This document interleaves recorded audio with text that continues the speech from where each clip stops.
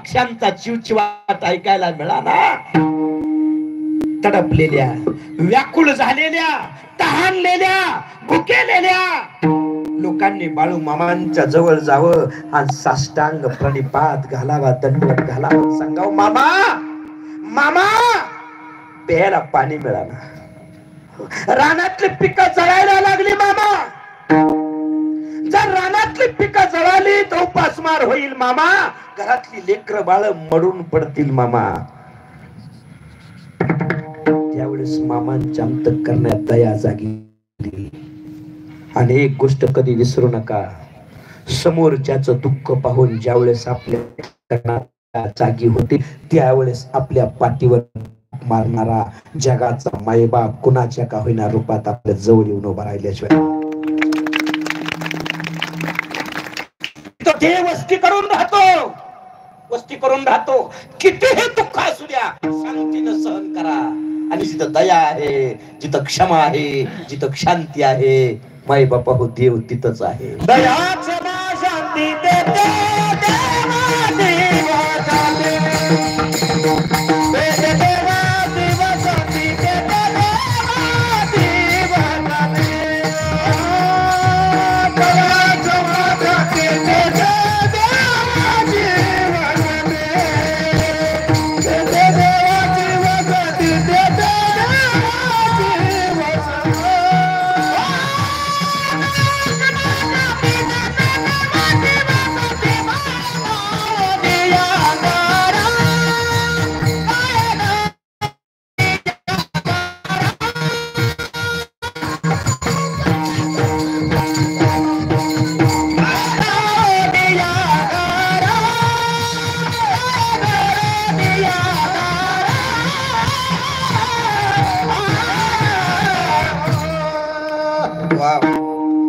बघता काय एकदा टाळ्या वाजवा की.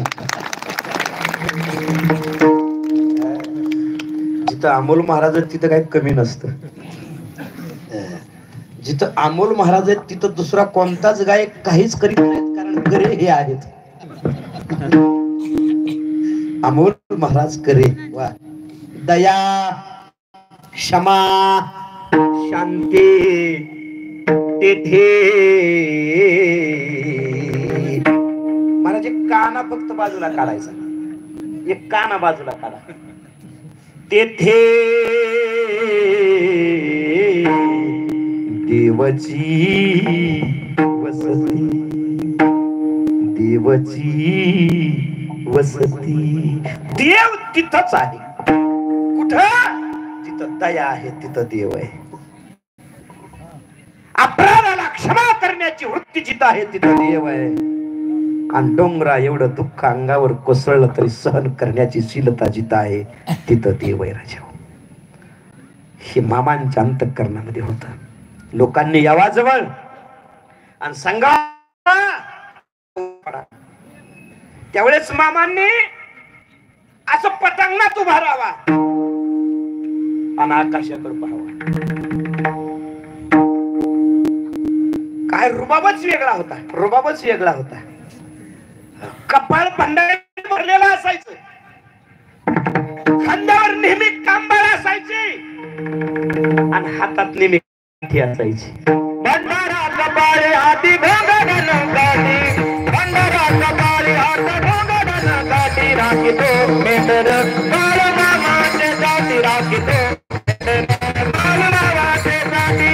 भंडारा कपाळे हाती भोंगडन गाठी, भंडारा कपाळे हाती राखीतो मेंढर बाळ मामाच्या जाती, राखीतो मेंढर बाळ मामाच्या जाती. राखीतो मेंढर बाळ मामाचे जाती, राखीतो मेंढर बाळ मामाचे जाती. राखीतो मेंढर बाळ मामाच्या जाती, राखीतो मेंढर बाळ मामाच्या जाती.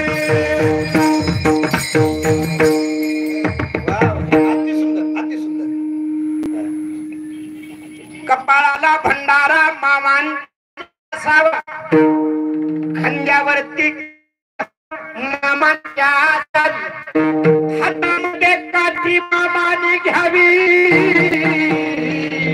आणि मेंढी माईची आई बाबा नित्य अरे तीच मूर्ती माझ्या